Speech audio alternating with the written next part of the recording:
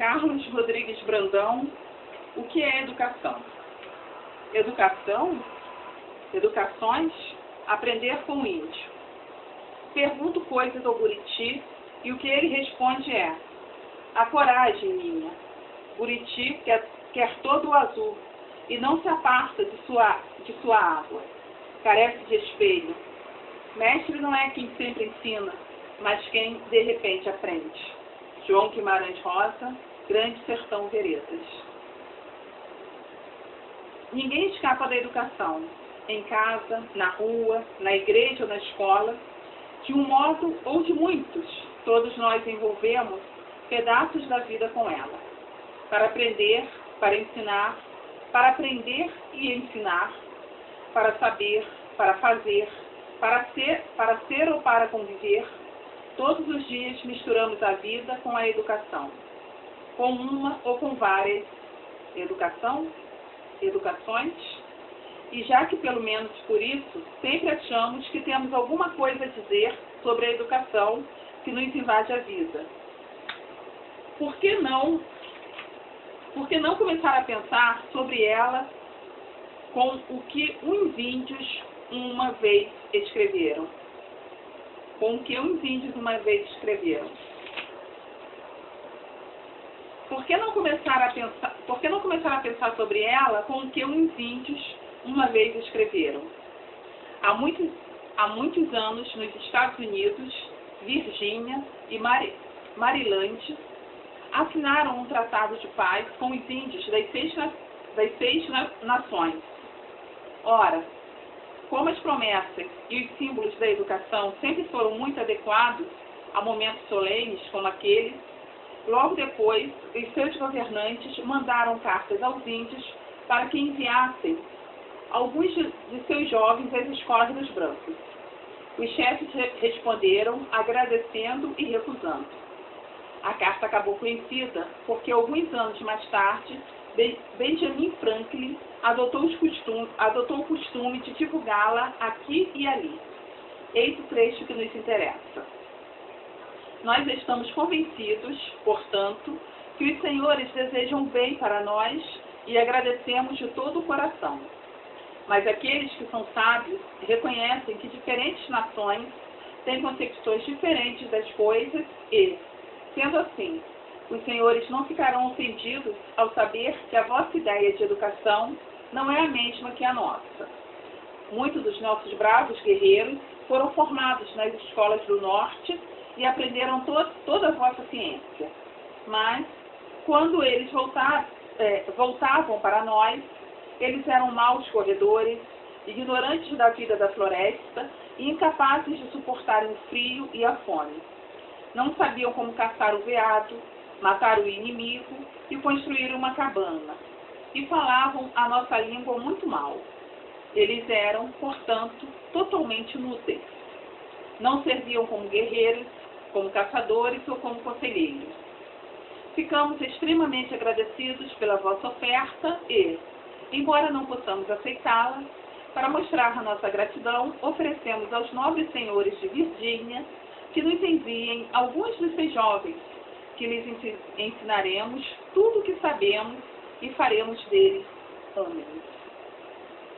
De tudo o que se discute hoje sobre educação, algumas das questões, entre as mais importantes, estão escritas nesta carta de índios.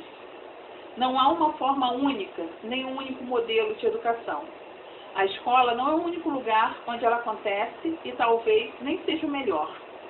O ensino escolar não é a sua única prática e o professor profissional não é o seu único praticante.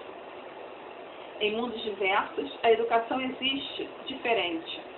Em pequenas sociedades tribais de povos caçadores, agricultores ou pastores nômades, em sociedades camponesas, em países desenvolvidos e industrializados, em mundos sociais sem de classes, com este ou aquele tipo de conflito entre as suas classes, em tipos de sociedades e culturas sem Estado, com um Estado em formação, ou com ele consolidado entre e sobre as pessoas. Existe a educação de cada categoria de sujeitos de um povo. ela existe em cada povo ou entre povos que se encontram. Existe entre povos que submetem e dominam outros povos, usando a educação como um recurso a mais da sua dominância. Da família à comunidade, a educação existe difusa em todos os mundos sociais, entre as incontáveis práticas dos mistérios do aprender. Primeiro, sem classes de alunos, sem livros e sem professores especialistas. Mais adiante, com escolas, salas, professores e métodos pedagógicos. A educação pode existir livre e entre todos. Pode ser uma das maneiras que as pessoas criam para tornar comum, como saber, como ideia, como crença, aquilo que é comunitário, como bem, como trabalho ou como vida. Ela pode existir imposta por um sistema centralizado de poder que usa o saber e o controle sobre o saber como armas que reforçam a desigualdade entre os homens na divisão dos bens, do trabalho, dos direitos, dos símbolos. A educação é, como outras, uma fração do modo de vida dos grupos sociais que a criam e recriam, entre tantas outras invenções de sua cultura em sua sociedade. Formas de educação que produzem e praticam, para que elas reproduzam.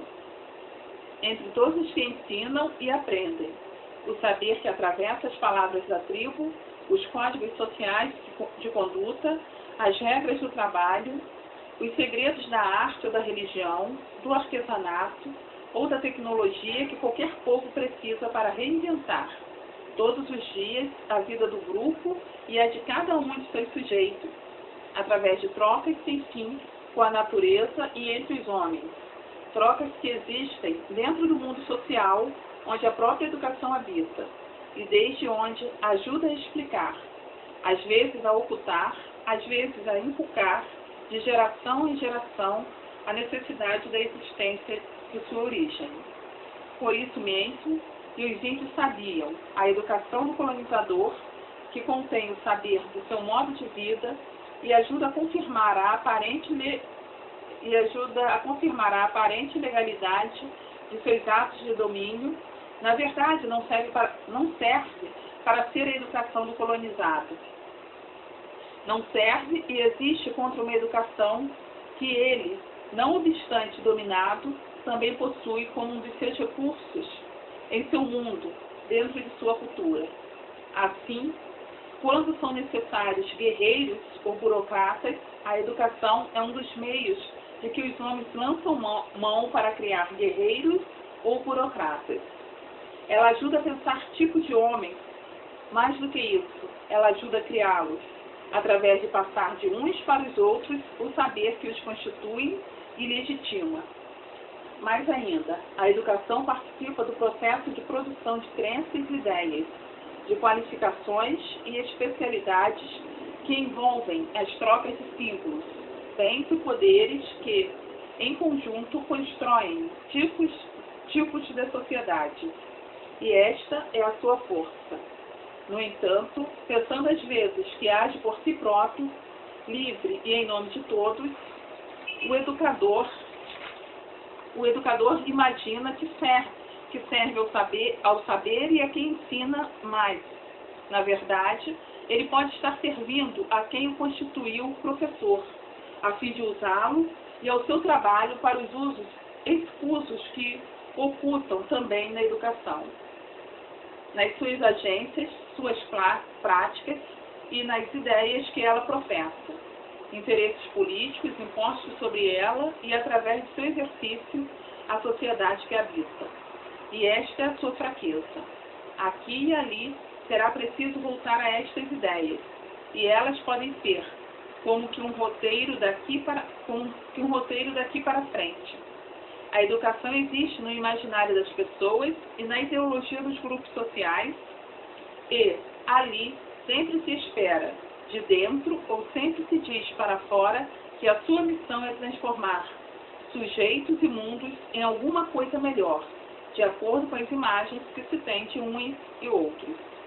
E deles faremos homens, mas na prática, a mesma educação que ensina pode deseducar, que pode correr o risco de fazer o contrário do que pensa que faz, ou do que inventa que pode fazer. Eles eram, portanto, totalmente inúteis. No próximo vídeo, quando a escola é a aldeia. Obrigada.